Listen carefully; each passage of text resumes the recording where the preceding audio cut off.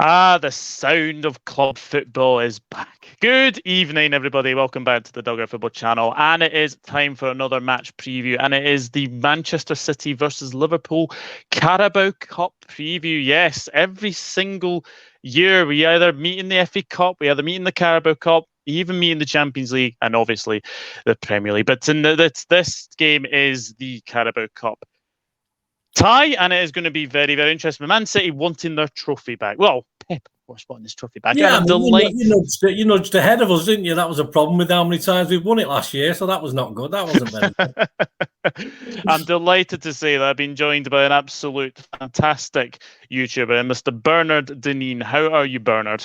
I'm wonderful, mate. Glad to be on there. Much appreciated. As you say, off there, it's nice to talk club football again, isn't it?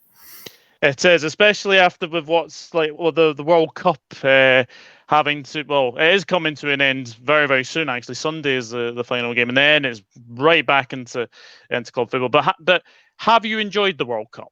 I have, yeah. I mean, I've watched literally all the games. I've dozed off once or twice watching a couple of games. Working and watching football late at night is for me anyway, because I'm usually in bed by about 8 o'clock with my job. But I have dozed off a couple of times. But I've not missed too much, I don't think. It's been great. I've enjoyed it. As I say, once England went out, I've got a little bit. It's you're going through the motions then, aren't you? At least it's a bit more interest while England is still there. But it's nice that one of our guys got to the final anyway, so at least I've got a bit of interest in the final. Yeah, absolutely. Do you think Argentina can do it? I think so. I think France. I think the thing about France is the very.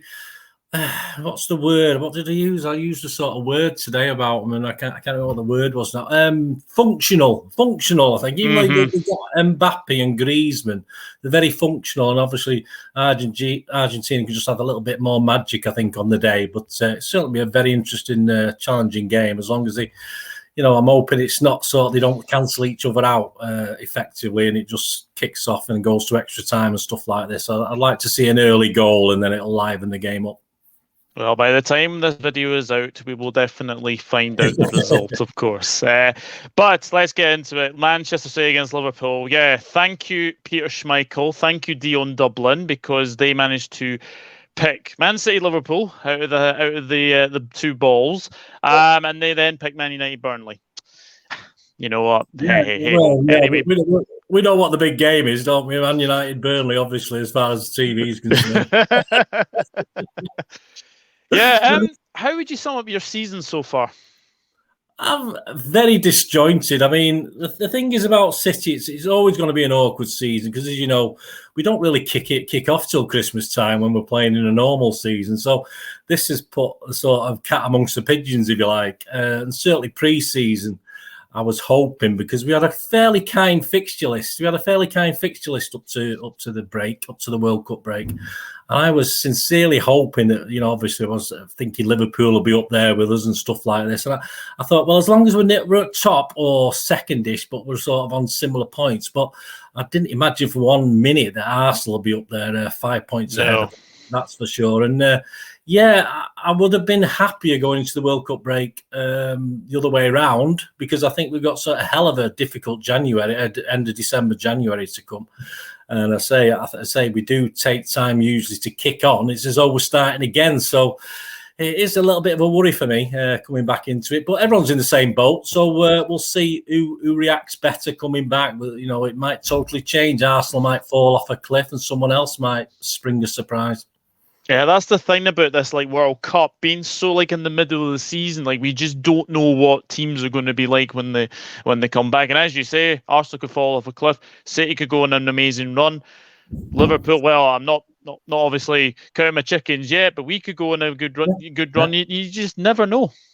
I think the thing I wanted to do with this season, I wanted to make it into two parts. I wanted two trophies, part one and part two, and obviously Arsenal would have won part one. That's what I wanted to do. No one agreed with me, mind you, but that's what I wanted to do because if you think of the COVID season, it's one of those seasons just so strange and so odd, and Sometimes you have to think, well, let's do something a little bit different to liven it up. And I would have been all right. We would have finished runners up to Arsenal based on the fact, but hey, why not? I've had a bit of fun to it. It gets too boring sometimes. I wouldn't have minded that, but say Arsenal in a good position. It'd be very interesting to see that momentum they had, obviously, because they have had great momentum up to Christmas. Whether they can continue up to the World Cup break, whether they can continue that on, of course. Yeah, 100%. And yeah, as you said, I think obviously your last game was a 2-1 defeat against Brentford. Now, it's never nice to lose, and it's obviously never nice to go away on a break like that, and you've lost. So City will definitely want to start well, and this game against Liverpool. I mean, the two teams. We just don't know what the two teams are going to be because, loads of players have been on the World Cup. But you guys had 16 players going to the World Cup, didn't you? Yeah, we had 16. At this point in time, there's only KDB back, but he apparently came back early. So I was looking at all the players, and when they went out looking at the World Cup schedules, I was looking at all of them yesterday, and I was coming up with who's going to be available for. Well, first of all, we got a friendly against Girona. We had that friendly against Girona on Saturday, which has probably taken place by the time this has gone out, and then obviously the Thursday game. And I was looking down at the list, and basically the only guys who got first team experience, and I'm not saying these are regular first teamers by any means, they definitely will be available for the Liverpool game, are people like Ortega, Lewis, Gomez, Palmer, Mahrez and Haaland, of course, plus KDB if he's come back early and he's available. So literally that's your backbone of your team. And apart from that, you're struggling to think. Even Gundogan's not turned back up yet. Yeah, he went out at the same time as KDB. As you're watching, or people are watching this now, he may have returned back for training, etc. But I think certain players have been given a bit more leeway on when they return. And obviously, certain players haven't played much when they're out there. So I think Liverpool will be in the same boat. Every team will be in the same boat. I think they'll be sort of staggered. But as far as the Liverpool game's concerned, I do think there'll be at least 4 or 5, say, under 23s I'm not too familiar with, plus a bench, perhaps of a couple of experienced ones and under 23s as well. But I don't think City's team will be. Pep always even in cup games, Pep always likes to go reasonably strong, and he certainly won't have that option in this Carabao Cup game. Yeah, 100%. And as I did say at the start, you do want your trophy back because we did actually go ahead of you last season by winning the Carabao Cup, and it's Pep's trophy, as people like to call it as well. Yeah, I mean, it's what a lot of people like. Certainly, United fans call it a Mickey Mouse trophy at the moment until they win it, and then it becomes important again. And that's the sort of trophy it is.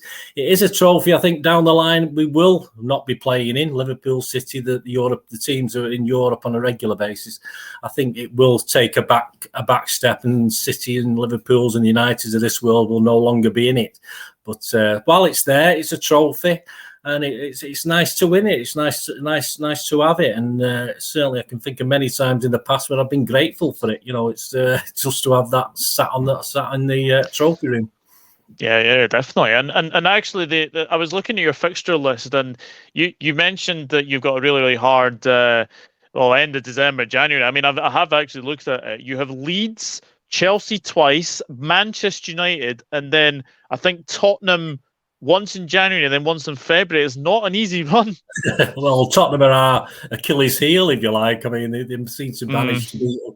We've never beat them at their new ground, although we did all right at Wembley when they were there, and obviously we've done okay at White Hart Lane the last few years, but we've never beat them at the new stadium. There's no apart from statistics, there's no reason for that at all. We've always probably been the better team. It's just not worked, and they've always managed to nick it at our place as well. So, if you add that to the fact we've got, I think, Arsenal in February as well. I think that's been rearranged to February. It's a hell of a sort of 10-game schedule we've got. And this is why when we went into the World Cup break, I was looking at that table and thinking we should have had a few more points in the bank than we've actually got. We shouldn't be losing to Brentford. That was an absolute disaster. But we shouldn't have dropped points against other teams as well.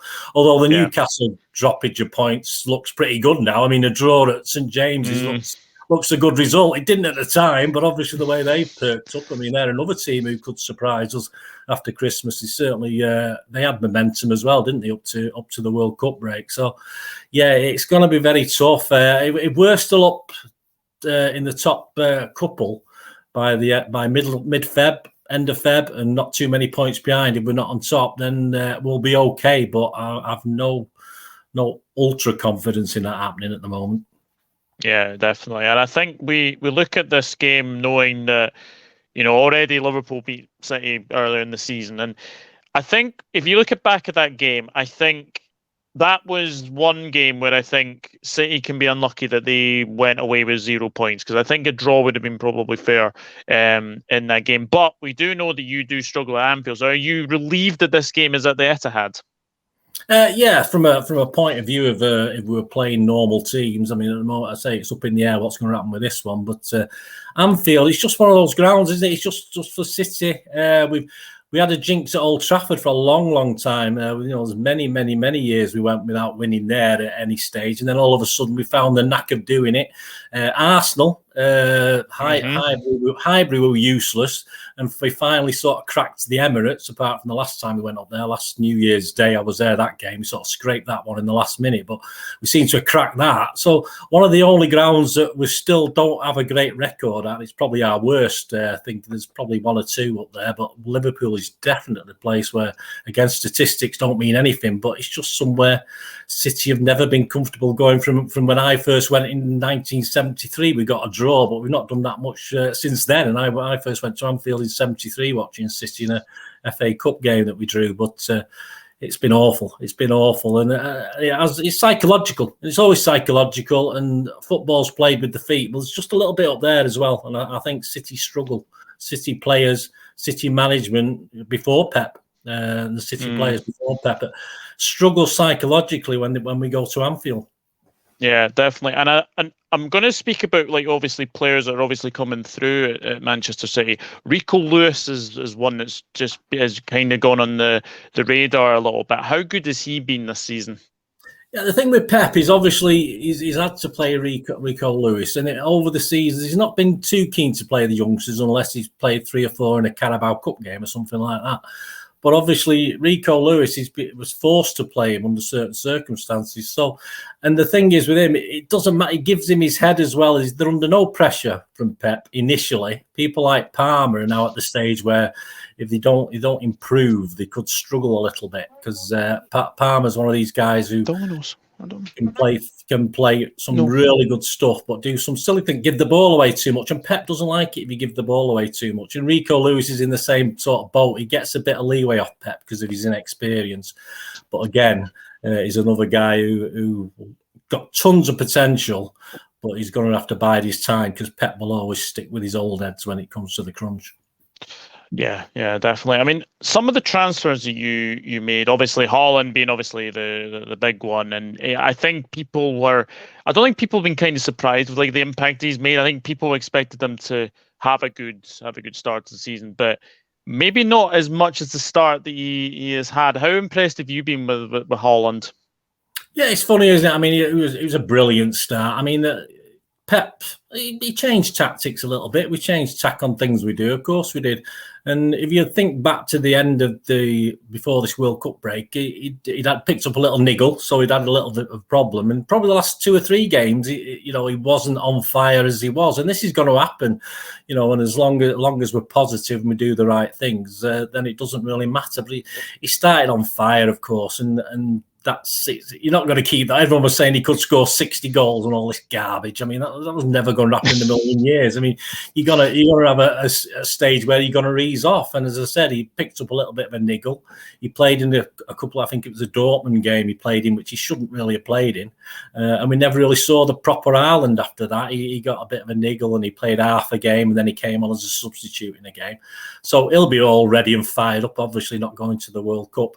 And of course, he's probably looking over his shoulder now at Mr. Alvarez and thinking, I better play a little bit better now, because I've got him sat in the wings waiting to, sort of take over, if you like. But I think I want to see him. Foden, Haaland, and Alvarez as an interesting combination up top would be quite interesting to see for the rest of the season. Yeah, I was just going to say he's gone under the radar ever so slightly, Alvarez. Was it 16 million pounds? I think you bought from River Plate, and I have to say he is a Sergio Aguero regen. He's just got the accolades of a Sergio Aguero type player, and we've already seen from like the World Cup like how well he is doing. Have you been impressed with Alvarez's start to life at City? Yeah, I mean he's a confident lad. If you think of that goal he scored the other night in the semi-final, I mean he had a player he could have easily passed to, but all good strikers or top strikers are greedy. Let's face it, they're greedy, aren't they? We know they're greedy. They'll always try and go for glory. He got a bit of. I've always noticed with Messi's a fantastic player, but he makes his own look as well. He'll get a deflection, but a deflection for him. And Alvarez did that twice in that sort of build up to that goal. He got 2 deflections that could have gone anywhere, but the sheer pace took him through. And yeah, I mean, he's done little bits for City, but Pep obviously hasn't sort of stuck him too much. He's played on the wing. He's not. I think he's only played with Haaland a couple of times. And for me, obviously, he needs time to bed in. And obviously, the trouble is now people are clamouring for him to start again for City now, saying, "Oh, why is he not? Why is Pep keep?" And I think that's wrong. I think how Pep's played him so far is spot on. Just keep not pushing him in too much, and I think he's done the right thing. And I don't want all of a sudden everyone to start moaning when he's not in the starting 11, which I don't think he will be straight away. I think he'll still be eased in it over time to come. But yeah, that's the problem. He's having a good World Cup. He could have had an even better World Cup. We don't know who's recording this, but yeah, give him a bit more time. It's his first season. Not many players do it on the first season with Pep or City, because obviously Pep grooms them a little bit more than perhaps some other managers when they make. I was going to say he's not even a big money signing, was he? But he's only a young lad. He's only early 20s. I think with add-ons, I think it comes to about 21 million they would pay for him once the add-ons are put on when he plays so many games and stuff like that. But yeah, certainly loads of potential. A great lad as well. I like it. I like it when we get these lads.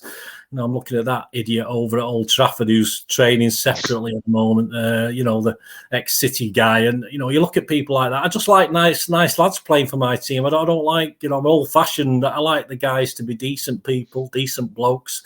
Everyone slags Jack Grealish off, but he's a great bloke. I like him, and I'll give him a little bit more leeway because they're nice guys, and I like nice guys playing for my club. I don't like bitters and people who have strops and all that sort of thing. So he'll do for me. I think long term, I thought he was the perfect, if you like, replacement for Jesus, who had probably done as much as he could with City, and it was good for Jesus perhaps to move on and try something else. And I think he was a perfect replacement for that sort of style of player who never gives up and always works very, very hard, which is what he does. Yeah, 100%. What have you made of Liverpool this season? Are you surprised at how far off the pace they actually are? I am very, very surprised. But having said that, they're not that. I think you intimated before. Get a good start after this break, and they could be back in it. It's no, even though because it's only is it 13, 14 games we played? Or it's not a lot, is it? 14 games. Yeah. I mean, you still got 24 games to go, which doesn't sound that much, does it? Now I've just said it, but I mean, it's yeah, very. I think most fans are surprised about Liverpool. There's been a lot of.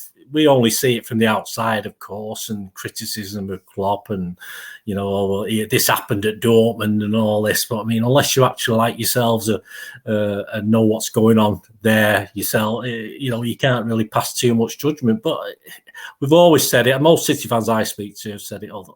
They'll get over it. You think of last season where they were on a flyer, weren't they, at the end of the season? And, he didn't even look as though he could be top 6 at one stage. And I think, why not? I mean, 24 games, why not go for, 72 points? Why not go for 65, 66 points and anything can happen? Yeah, 100%. And it'll be interesting to see if Arsenal can, keep this up. But as I was saying, this fixture it's had goals, it's had drama, it's had managers being sent off, like Klopp was sent off at Anfield, and probably rightly so as well, because what he did to Mr. Taylor wasn't the best, but yeah, no, we know what we are about, Mr.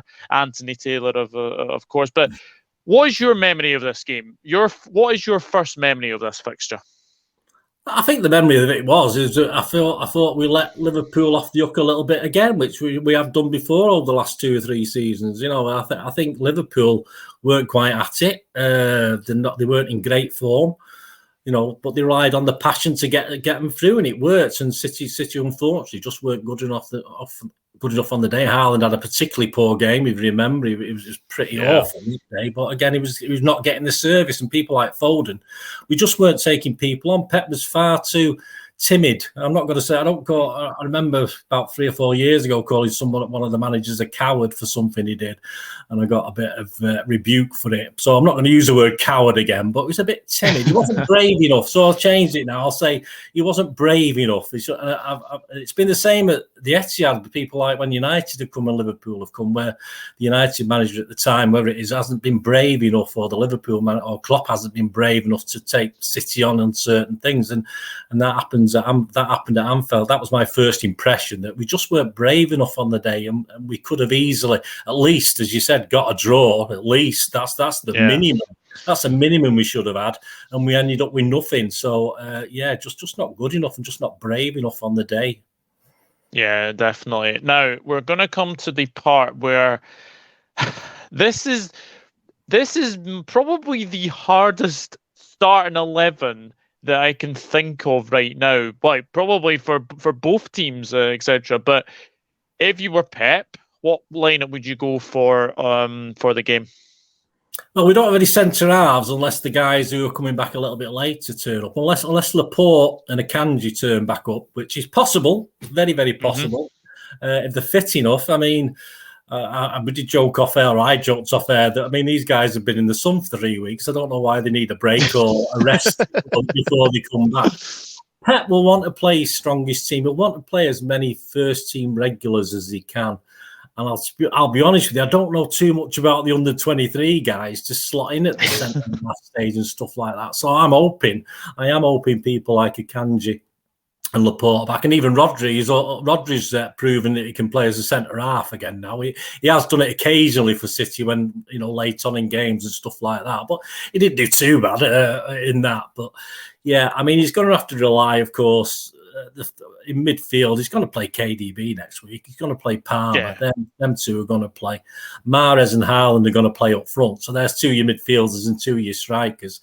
Ortega, Lewis and Gomez are going to be 3 of your defenders. So really you're stuck then. You've got a basic, 7 players there. So we'll end up with 4 players, and it could easily be Akanji, Laporte, Rodri and Gundogan added to that list if they're available and fit, ready to come back. So you could end up with an okay 11, or you could end up with an absolute name who you want from the under-23s. As I said, I don't watch the under-23s. I don't know too much about them. And Pep doesn't give them many chances, so you don't get a lot of chance to watch it. But that'd be my ideal 11, if you like, if they're all fit and going. Ortega, Lewis, Gomez, Akanji, Laporte, Rodri, DM there, Gundogan, KDB, Palmer, Mahrez and Haaland. That wouldn't be a bad 11, and obviously it'd be the kids on the bench then if they stay that. But we need the practice as well. It's like, no good taking these chances. We, you like Liverpool, you've got a league game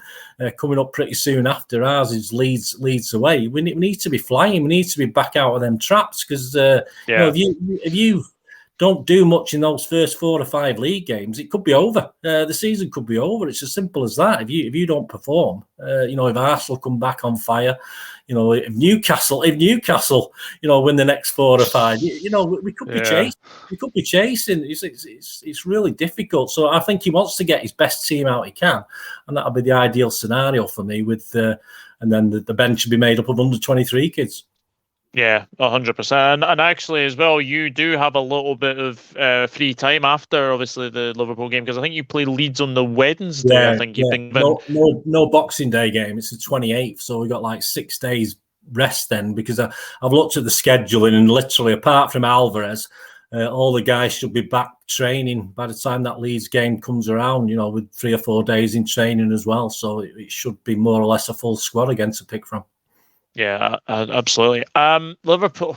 Oh, well, I think Kelleher will start on goal. I think because obviously of Alisson's exploits with Brazil, I think Kelleher will start. Um, Trent didn't get much game time in the World Cup, so he'll probably be fresh. I'll say Trent. Matip will play. Not sure Van Dijk. I don't think Van Dijk will play. I think it might be Gomez. Um, then it's a sort of a toss-up between Robertson and Tsimikas because they've not had much game time. Well, they're in Dubai at the moment. Um, Fabinho won't play, definitely not.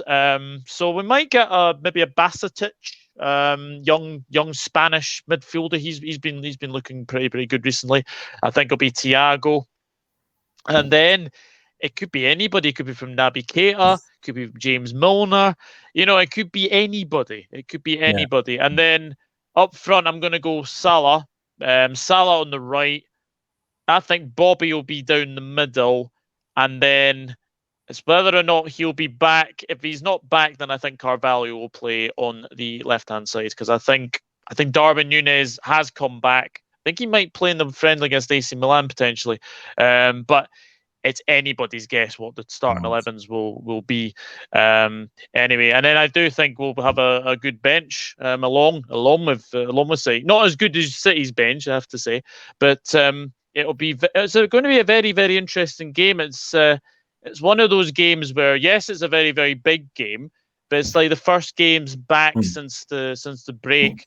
So it could be It could be a very, very interesting game. End up just as to me, it has the feelings. It won't be on the night, but it has the feelings of a super friendly at the moment. That's all it feels to me. It feels a little like the Community Shield before this season. That's that sort of feel. It's important, but it doesn't feel as important. I mean, if whoever goes out will be gutted. Of course, you will. City want it back, and Liverpool want to sort of keep it because now they've got nudged ahead. Of course, it's important while we're still in it to win it.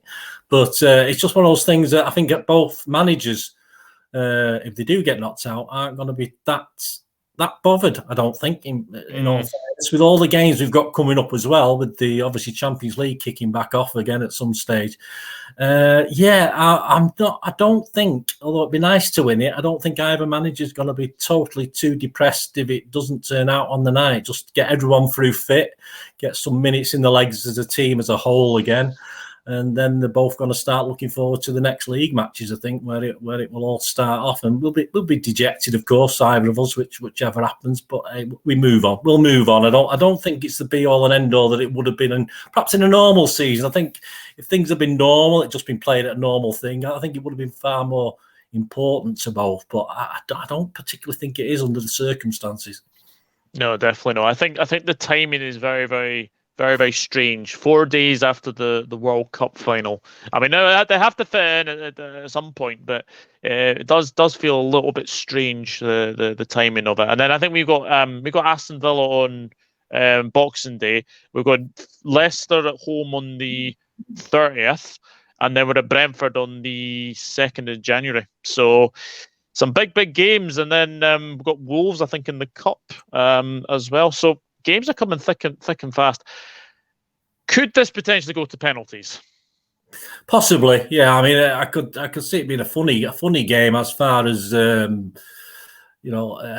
think it'd be tempted. I think they'll both have a go, but I think it could go to. I don't want it to go to penalties. Believe it or not, after this one, I mean, I'm up at 2:00, so I won't be going to bed that night. To be honest with you, because if it goes to penalties, I won't be home till midnight. So it's very possible. I want it sorted from a personal point of view, but I think the game, as you said, with the teams we're going to put out, very likely. There's a big likelihood that it will go to penalties. But I think one of us will nick it. Actually, I think one of us will nick it in 90 minutes.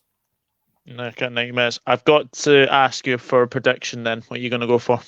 Well, I'll get slammed from my own fans if I predict anything other than a City victory. But let me just say, I'm not overly convinced. As I said, I think it's a funny game. I think the Community Shield game, I sort of said it would be a draw or a narrow defeat for us because I just didn't think it didn't feel right. It doesn't feel right, and this one doesn't feel right yet. It might feel totally different the day before next week as I'm getting ready for it and whatever. But let's go for. I'll go for 2-1 City, but it could easily be 2-1 Liverpool. I fancy a 1-1. I think it could go to penalties. I really do. I think it's one of Is those it, games is, that is it it'll. straight to penalties, no injury time? Is that what it is? I'm Yeah, not straight to sure. penalties because it's the Carabao Cup. It Yeah. goes straight to penalties. Yeah, well, on that basis, yeah. I mean, I nearly went for 1-1, but then I'd be going against what I said. But as I said, if there's no injury time, yeah, I can see a 1-1 or a 2-2. I don't think there'll be lots of goals. Having said that, I don't see why there wouldn't be lots of goals. I'm feeling a bit, there might be mistakes made and a bit out of it, and perhaps with people like Haaland and Salah about, there might be. So I'll tell you what, I'll change. Going to change. I'm allowed to change. That was my old man's prerogative. I'll go 2-2, and then. We never win. We're rubbish at penalties. I'll say Liverpool on penalties, but my heart wants City on penalties. So, I'm sitting on the fence, mate. I'm sitting on the fence totally because I have no idea. I will absolutely normally, I would say yes, definitely. We're going to do this. We're going to do that. But it's just up in the air. This one, I have no 2-2, and yes, Liverpool to win on penalties, something like that. Yeah, I think it could be one of those. It could be definitely one of those games. But Bernard, thank you very much for coming on and doing this match preview. I really do appreciate it. And obviously, you will be going to this game as well. So obviously, enjoy it. Don't enjoy it too much, as I said. But tell the people where they can find you, and tell the people where they can find you on your very fantastic channel. Yeah, well, the easiest thing to do. I mean, the things up there on the page at Bernard_Dineen, my Twitter account. So everything, my YouTube channel is through there as well. So if you go on to at Bernard_Dineen on Twitter, I'm on Facebook at just Bernard Dineen as well, and also my YouTube channels. If you like films and TV, I do stuff on films and TV as well as my beloved club. So if you enjoy a movie, I'm sure most football fans enjoy a movie or the TV. I do. I try and entertain on those as well and give some information and have a bit of fun with that as well. So it'd be great to have everyone on. And thanks very much for having me on. Thank you. It has been an absolute pleasure. Yes, people, please go and check out Bernard Dineen's channel. And as I said, if you like films, he's your man. He is your man. He does film reviews. He is very, very, very knowledgeable person, and I'm absolutely delighted to obviously get him on the channel as well. But thank you very much for watching, guys. If you do like the video, then please obviously do like the video. Please go and subscribe to Bernard Dineen. Bernard Dineen's channel, and obviously subscribe over to here as well. But yeah, let me know your starting 11 because it is basically, it's like picking sweets off a candy store. You just don't know what is going to happen anyway. But yeah, let us know your starting 11s if you can, and also let us know your score predictions. Does City win? Does Liverpool win? Does it go to penalties? Let us know. And obviously, me and Bernard will definitely come back with comments, and we will reply to your comments as well. But thank you very much for watching. And yeah, club football is finally back, and we can enjoy the Manchester City Liverpool game, and then obviously the big festive fixture list comes around. But thank you very much for watching, and we'll see you very soon. Take care. Bye bye for now.